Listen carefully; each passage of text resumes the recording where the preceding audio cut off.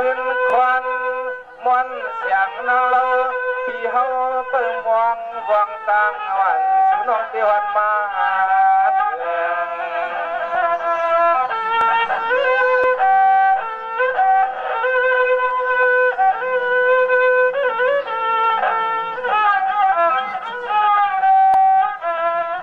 สังวานเลยสมีเดงไปเลนังนี่เขาจะเอาเทียงเงินยืนชูชาชูกิโลน้องในกมันนาแกนสังพี่มาเฮือง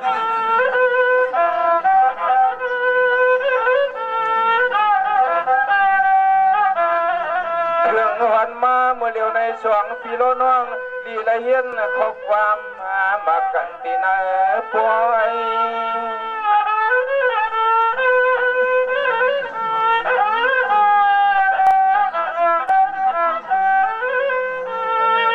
เทียบอ่อนเจสองร้อยในนางสัมตีไว้วางเมียงปันพี่เฮาก็เดียวปล่อยแถวข้างใต้ก็ออกทะเลพิษเลี้ยงปางออกค่ะยามเมื่อเดียวในมีก็จอยน้องเที่ยววันมาเยาสั่งพี่มาหางดีหางเราพี่เฮาอยากช่วยเกามวยคุยทางนักกาใบมือดังใจเปียวเลยหันเยาบังพวกเลี้ยงปังสุทับโคขยินปังเยาขับเปลือกหอมเที่ยงคันเลยพี่น้องเมืองคำเปียงหลวงในก็เลยกว่าหางนักกาป้ายดังหลังในที่นี้ทำเทียบไปเลยขนาดเดียวไม่ไกลก็ติ้วมองเพราะว่าหางนักกาป้ายดังหลังค่ะว่าพี่เลี้ยงปังเขาก็ว่าหางนักกาป้ายดังหลังเทียบไปเลยขนาดดีสังวานน้องปวนพี่เจ้าตุ้ยกว่าว่าสียาสีแค่นับปวนดังเท้าสั่งสายใจน้ำสีเมย์เย็นเงี้ยนะฮัลโหลพี่เฮาช้ำเทียมเปลี่ยนในก็มันเปลี่ยนสังหานอพอสกิปิ่มเกียรขนาดเพราะปิ่มเกียรก็เทียบไปเลยทะเลเพราะเบียร์กับตัวก็ย้ำมือเดียวในพวกว่าใจปีเทียมเปลี่ยนใส่เชียนโอ้น้องผู้เย้ามันทำดีตัวเยอะดีตัวยังเป็นนางคลาเนเพราะว่าแค่ผังนักกาก็ปล่อยปากแทงต่างมิ้วเธอเบียต่างมีนางคลา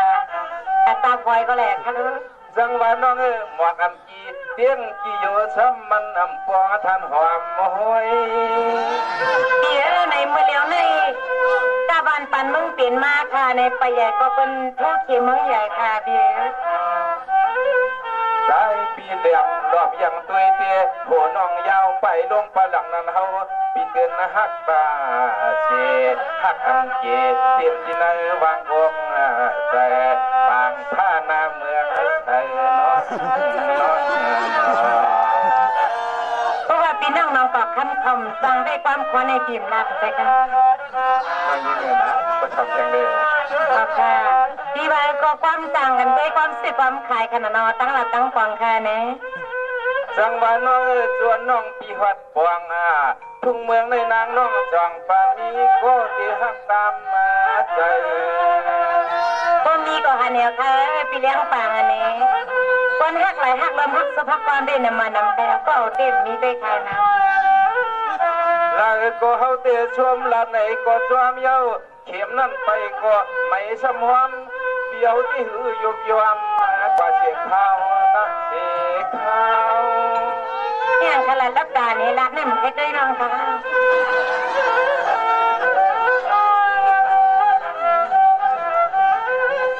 จังว่ามือเดียวเลี้ยงปางโคกายเสียงว่าน้องจังสัมตีพี่ใส่ไรมีไก่ปันหาวมันได้เฮ็ดทาโคจะมาไรค่ะที่เราหนังยังไงค่ะ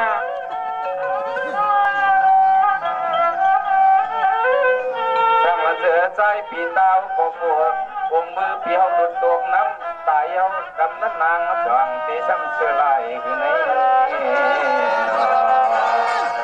ปีนี้ในเราดาวไม่ไหลนั่นเต็มจังหลับค่ะ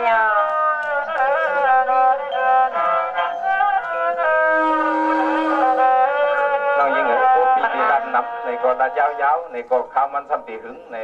อยู่พี่น้องที่ใจถึงที่ยังสุมาในก็มีดังนับในยามเดียวกันเสือน้องมีเจอในก็รับมาในปีเดน้องยิ่งนะอ๋อค่ะอันนี้ปีจำนางกลางเสือในข้อสะกอน้องไทยรัฐนั่น มาซอยกันนะกำไรเด้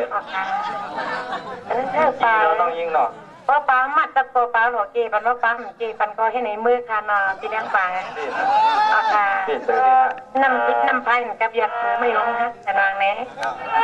เขาเกี่ยมเขานางนั้นเป็นอ่อนมักในคะแนนเขาไปนอนถอมเสียงเป็นทิศกันนั่นเดิมหัวคณะไปนอนถอมเสียงเป็นทิศกันน้อยมาขัดกันตีห้าจันนะมาค่ะในนั่นเด้เพราะว่าปืนเปียถ้าเปิดเอานั่นขนาดไหนไปมือค่ะลูกจังดูก็ถ้าปืนเปียเที่ยงนะน้องยิงผู้ว่าทักกันได้เด้ปีเด็ปีทักมีก็ปีเอามีก็ปีเอาผู้น้องนะน้องยิงค่ะนั่นเด้ปีไปทำขนาดเปียนาตาเดนาขัดบ้างย่างเตรียมคนทางดี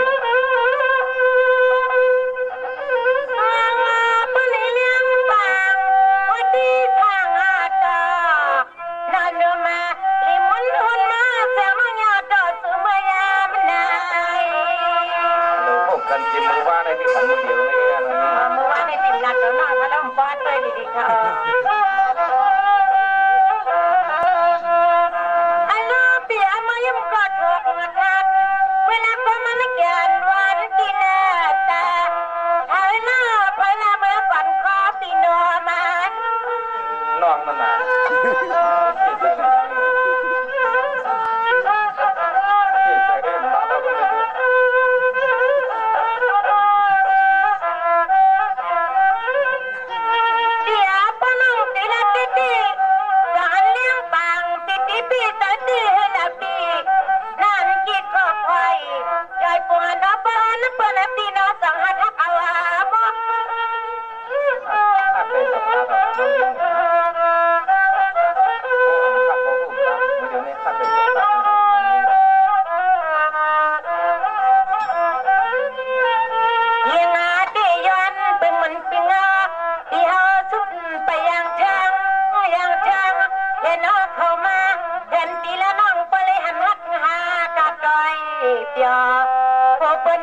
จอมจอใจก็ขึ้นให้เฮาหิมยาวนานนอ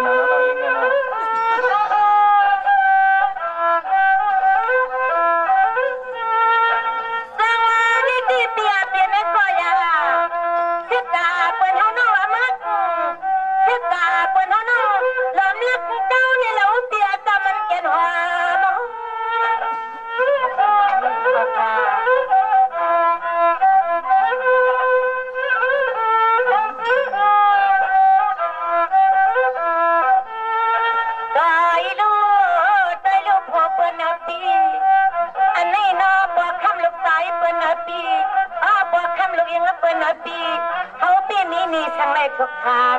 ำยามเมื่อเหลียวในเฮาน้องถูกตำต่างนอกคนปีนักนำมานอนหนึ่งสุดแต่น้องกินไม่เคยเมื่อสุดทำแต่มาเยาวนานนอ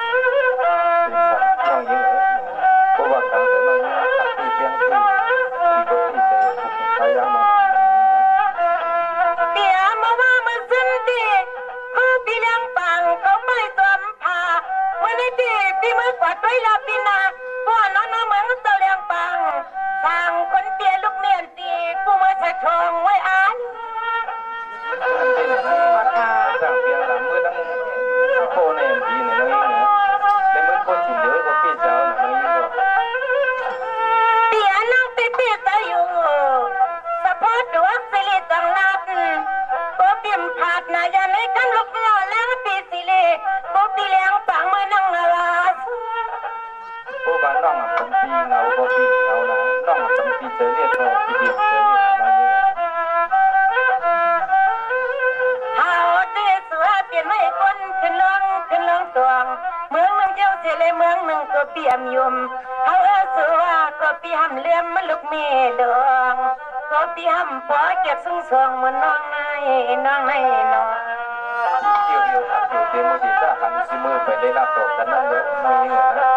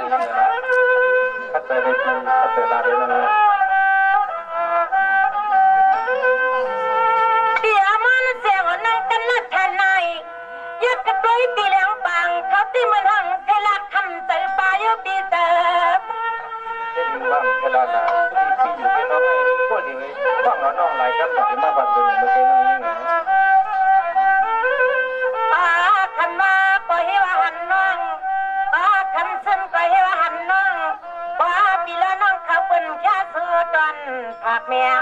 เลี้ยงปังคนปีป้อมหัดลัดดับเสียงต่อปีป้อมหัดลัดถอกความเตี้ยต้องไหนเนียงนานน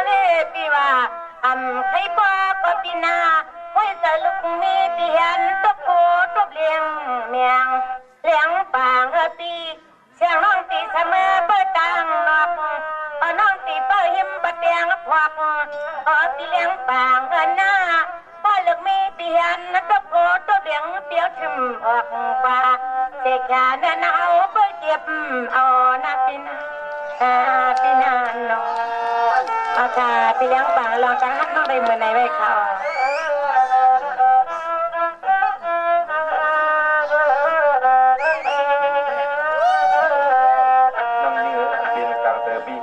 น้องของนั่นเปลี่ยนตึงมีตึงก็ค่อยสอนแต่งกำเนี่ยชวนที่ดิกอะไรที่ดิกใครน้องยิงเจนาปีนาอยากเข้ามือแบบปีนาน้องยิงนะเข้าเข้ามือนะค่ะตึ้งซุปปีในดังเป็นต่อเมืองปะเลียงค่ะ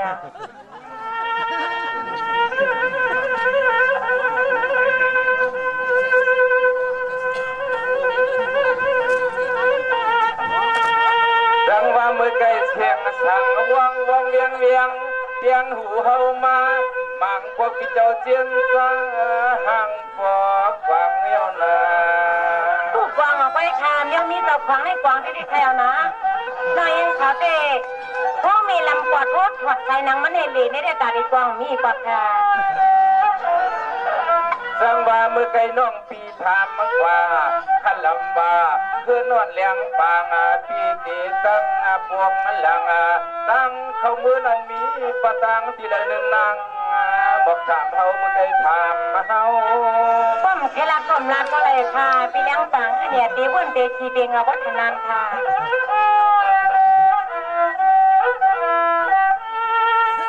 ว่าน้องตูเกินโบใจเปียวเตมีบักลางต้นสูงเล่าสังว่านางน้องเมื่อวันไหนก็เดในตัวเมียยิ้มนาพักตูนัง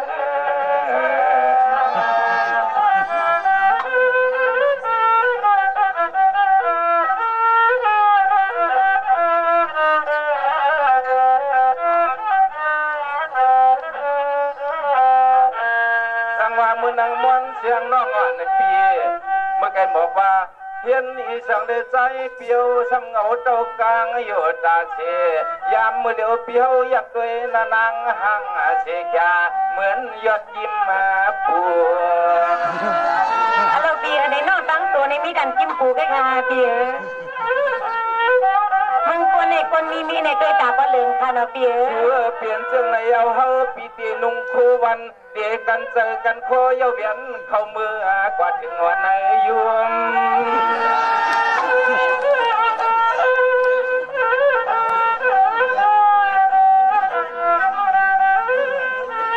ไก่น้องปีลาดว่ามีสิมีหางเพียงเลี้ยงว่าเสียงยาคิงขาขึ้นคำเจ้าอีกลามีว่าตั้งเฮาในนางแก้มปันให้มันสูงน้อยเยี่ยมบันปีสุงไทยไว้ใจว่ามีปียันโคพูดออกโคก็น้องเด็กก็เจ็บมือเนี่ยค่ะปีลืมมาค่ะ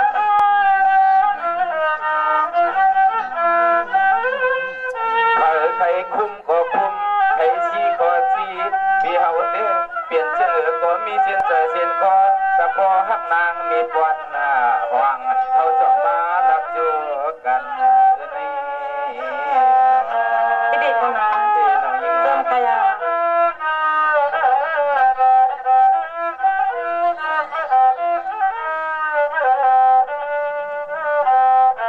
ทางวันน้องเจมือปีเจ้ายินข่าวข่าวอ่อนข่าวอ่อนมีเฮือนเปิ้นปวดห้องที่หันมาทุกเมืองในนางไปมาก็เฮาปีพอหันใจไปนอนก็พอพันลงอาคาเน่ที่เด็กขลาปีน้องไปมาว่าปีหันเน่เนื่องในเดหมักนอนอย่างที่ก็มีปียาลัตนาพอยวายามตีเดียวในพอยวายามตีเดียวในสักว่าเหมือนเยืองไปก็ชายเตียนเปื่อนมาสังเกียงยาวจีบางทีเจอจันเปียเชียวมาป่วยปัญหาเราด้วย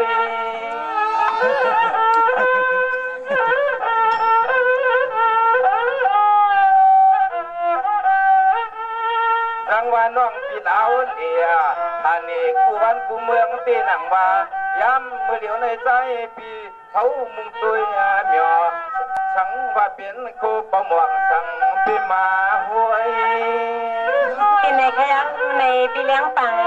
ทำเยอะตัวอยู่ปีหนึ่งใส่อยู่ปีหนึ่งใส่ปีเดียวมีปีเงินน้องหัวขนาดตั้งละตั้งปังก็ไหนที่ไหนเอาตัวไม่ได้น้องยังเหรอเพราะว่ามีดินในหนังกระดิ่มโลกกันค่ะว่าน้องห่างดีนะอะไรเดอำยำพวกยำพวกหมอความตื่นเชียงเหยื่อเชียงของตัวเลยปีก็พวกกังพวกนาพวกขันน้องยังเหรอนะอาคาในชื่อจริงเข้มใหญ่กับตัวคนแค่ใครอย่างเดียวย้ำมือเดียวในใจเปียวเลยดอมยังตัว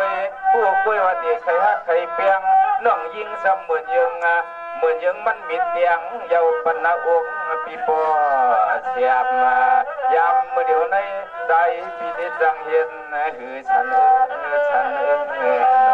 นี่ป้อมใจถือก็ปีป้อยทะเลเนี่ยตั้งเลยตัวปิ่มใจหรือตั้งเลยก็ปิ่มใจหรือพอปิ่มใจหรือปีนี้ลูกมีเมียน้องโหค่ะ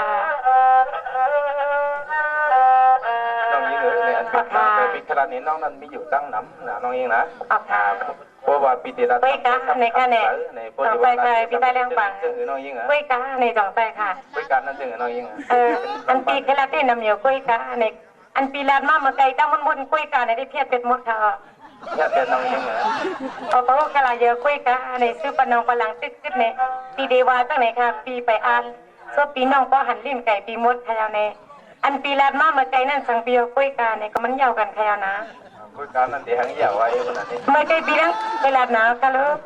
คุยการตีด้านน้ำก็ซ้ำคำเจอตีด้านดีก็ซ้ำปีเจอเนี่ยตีว่าเอาตีก็จ้างกันในขณะจ้างกันน้องยิ่งพวกนั้นเอาคนเดียวแล้วพวกนั้นปอกเข้าเรื่องแต่ ตั้งเป็นนังคลาไปเฮาได้ในปีซ้ายเลี้ยงบางเขาใกล้คาติดทุกค่าภายเขาทำสั่งเป็นสั่งให้สั่งให้ตุกข้าตุกข้าผมเพียงกูสั่งได้เขาขอบปืนในเขาขำนักผมเป็นสั่งไรเนาะเพราะว่าพื้นที่เจอได้นะปากกาในรองตั้งปีแต่ได้น้องยิงเขาได้กินข้าวสีจมองในการเวลาสีค่ะสติเอาน้องยิงในมันหนังขับในขึ้นในก็ตีอันเป็นปีนังนี่เด้ปีนังในหน่อยที่แค่ชั่วมาสองคนพี่น้องนั้นนี่ก็ช่างเพื่อกาวกันในเนี่ยจะน้องยิงนะปากกาตุลียว่านอนมรดกกาที่ตุลียาที่มันนอนน้องยิงกูนอนลงมาเลยนะน้องยิงก็ตุลียาที่นอนหนังเต็มใจนั่นน้องยิงปากกาป้านั้นก็เลยแค่นั้นเองน้องยิงเด็กกาก็เลยให้เด็กก็เลยเอาปีเลี้ยงปังก็เลยค่ะ